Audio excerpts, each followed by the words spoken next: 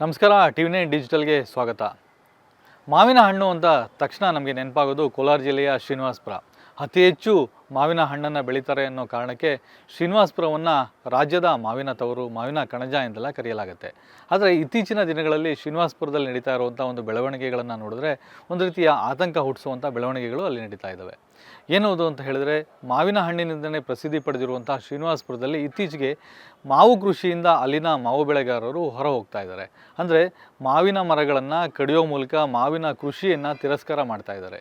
ಯಾಕಿಂಥದ್ದೊಂದು ಬೆಳವಣಿಗೆ ಅಲ್ಲಿ ನಡೀತಾ ಇದೆ ಅಂತ ನಾವು ನೋಡೋದಾದರೆ, ಕಳೆದ 4-5 ವರ್ಷಗಳಿಂದನೂ ಕೂಡ ಮಾವಿನ ಹಣ್ಣಿಗೆ ಸತತವಾಗಿ ಬೆಲೆ ಕುಸಿತ ಕಾಣ್ತಾ ಇರುವಂಥದ್ದು. ಮಾವು ಬೆಳೆಗಾರರು ಮೇಲಿಂದ ಮೇಲೆ ಸಂಕಷ್ಟಕ್ಕೆ ಈಡಾಗ್ತಾ ಇದ್ದಾರೆ. ಮಾವು ಬೆಳೆಯ ನಿರ್ವಹಣೆಗಾಗಿ ಮಾಡುವಂಥ ಖರ್ಚು ಕೂಡ ರೈತರಿಗೆ ಸಿಗ್ತಾ ಇಲ್ಲ. ಹಾಗಾಗಿ ರೈತರು ಈ ಒಂದು ಮಾವಿನ ಬೆಳೆಯನ್ನೇ ಬೆಳೆಯೋದನ್ನು ಕೈಬಿಟ್ಟು ಪರ್ಯಾಯ ಬೆಳೆಗಳತ್ತ ಮುಖವನ್ನು ಮಾಡ್ತಾ ಇದ್ದಾರೆ.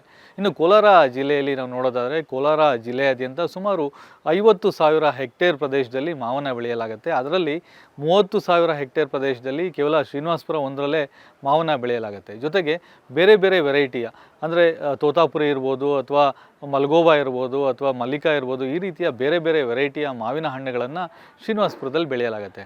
ಮತ್ತು ಶ್ರೀನಿವಾಸಪುರದಲ್ಲಿ ಬೆಳೆಯುವಂಥ ಮಾವಿನ ಹಣ್ಣು ಏನಿದೆ ಅದು ಇಡೀ ದೇಶದಾದ್ಯಂತ ಸಾಕಷ್ಟು ಪ್ರಸಿದ್ಧಿ ಹೊಂದಿದೆ. ಅದೇ ರೀತಿ ರಾಜ್ಯದ ಜನರು ಕೂಡ ಹೆಚ್ಚಾಗಿ ಶ್ರೀನಿವಾಸಪುರದ ಮಾವಿನ ಹಣ್ಣನ್ನು ಬಯಸ್ತಾರೆ. ಯಾಕಂದರೆ ಅಲ್ಲಿ ವಿಶೇಷವಾದಂಥ ರುಚಿ ಇರುತ್ತೆ, ಜೊತೆಗೆ ಹಲವಾರು ವೆರೈಟಿ ಇರುತ್ತೆ ಅನ್ನೋ ಕಾರಣಕ್ಕೆ ಮಾವಿನ ಸೀಸನ್ ಬಂತು ಅಂತ ಹೇಳಿದರೆ ದೇಶದ ಬೇರೆ ಬೇರೆ ರಾಜ್ಯಗಳಿಂದ ಕೂಡ ವ್ಯಾಪಾರಸ್ಥರು ಇಲ್ಲಿಗೆ ಬರ್ತಾರೆ, ಇಲ್ಲಿನ ಮಾವಿನ ಹಣ್ಣನ್ನು ತೆಗೆದುಕೊಂಡು ಹೋಗ್ತಾರೆ.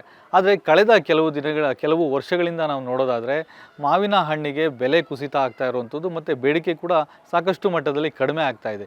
ಹಾಗಾಗಿ ಇದರಿಂದಾಗಿ ಮಾವು ಬೆಳೆಗಾರರು ಒಂದು ರೀತಿಯ ಸಂಕಷ್ಟಕ್ಕೆ ಸಿಲುಕಿದ್ದಾರೆ. ಮತ್ತು ಮಾವಿನ ಸೀಸನ್ ಬಂತು ಅಂತ ಹೇಳಿದರೆ ರೈತರು ಮಾವನ್ನು ಕಟಾವು ಮಾಡಿ ತೆಗೆದುಕೊಂಡು ಹೋಗಿ ಮಾರುಕಟ್ಟೆಗೆ ಹಾಕೋಕ್ಕೆ ಭಯಪಡುವಂಥ ಒಂದು ಸ್ಥಿತಿ ನಿರ್ಮಾಣ ಆಗಿದೆ. ಯಾಕಂದರೆ ಈ ಸಾರಿ ನಮ್ಮ ಮಾವು ನಮ್ಮ ಕೈ ಹಿಡಿಯುತ್ತಾ ಇಲ್ವಾ, ಮತ್ತೆ ನಷ್ಟಕ್ಕೆ ಸಿಲುಕ್ತೀವ, ಸೋಲ ಮಾಡಿ ಇಡೀ ವರ್ಷದ ಒಂದು ಬೆಳೆಯನ್ನು ನಂಬಿ ಬದುಕುವಂಥ ಶ್ರೀನಿವಾಸಪುರದ ರೈತರು ಆತಂಕದಲ್ಲಿ ಮಾವಿನ ಮಾರುಕಟ್ಟೆಗೆ ಹೋಗುವಂಥ ಒಂದು ಪರಿಸ್ಥಿತಿ ನಿರ್ಮಾಣ ಆಗಿದೆ. ಯಾಕಂದರೆ ಪದೇ ಪದೇ ತೀವ್ರವಾಗಿ ಮಾವಿನ ಹಣ್ಣಿಗೆ ಬೆಲೆ ಕುಸಿತ ಆಗ್ತಾ ಇರುವಂಥದ್ದಿಂದಾಗಿ ಮಾವು ಬೆಳೆಗಾರರು ಒಂದು ರೀತಿಯ ಸಂಕಷ್ಟ ಮತ್ತು ಆತಂಕಕ್ಕೀಡಾಗಿದ್ದಾರೆ. ಹಾಗಾಗಿಯೇ ಇತ್ತೀಚಿನ ದಿನಗಳಲ್ಲಿ ನಾವು ನೋಡೋದಾದರೆ ಸುಮಾರು 100 ಎಕರೆಯಲ್ಲಿ ಬೆಳೆದಿದ್ದಂಥ ಮಾವಿನ ಮರಗಳನ್ನು ಮಾವು ಬೆಳೆಗಾರರು ಕಟಾವು ಮಾಡ್ತಾ ಇದ್ದಾರೆ, ಕತ್ತರಿಸಿ ಪರ್ಯಾಯ ಬೆಳೆಗಳತ್ತ ಮುಖವನ್ನು ಮಾಡ್ತಿದ್ದಾರೆ.